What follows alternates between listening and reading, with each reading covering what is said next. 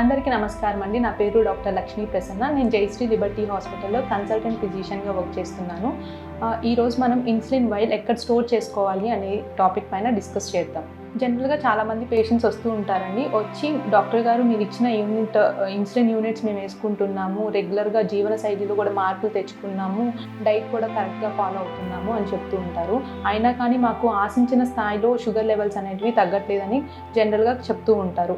ఇలాంటప్పుడు మనం insulin while ఎక్కడ స్టోర్ చేసుకుంటున్నాము అనేది కూడా చాలా ఇంపార్టెంట్.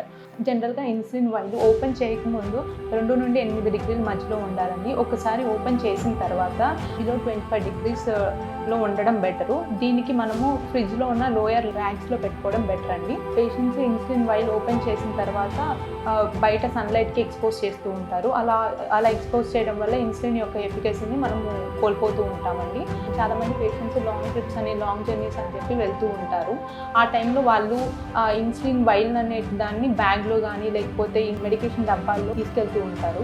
అలా తీసుకెళ్ళడం వల్ల బయట ఉన్న టెంపరేచర్స్కి ఏదర్ కార్ టెంపరేచర్ కానీ బస్ టెంపరేచర్కి ఎక్స్పోజ్ అవడం వల్ల ఇన్సులిన్ మాలిక్యూల్ యొక్క ఎఫికసీని మనం పోగొట్టుకుంటున్నాము.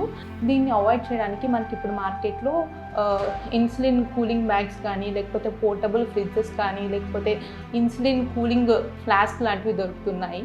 ఇవి యూస్ చేసి మనము ఇన్సులిన్ యొక్క ఎఫికసీని కరెక్ట్గా యూటిలైజ్ చేసుకోవడానికి ఉంటుంది. ఇన్సులిన్ యూనిట్లు కూడా ఎక్కువ అవ్వకుండా ఉంటాయి. Thank you. For more info follow Jayashree Liberty hospitals.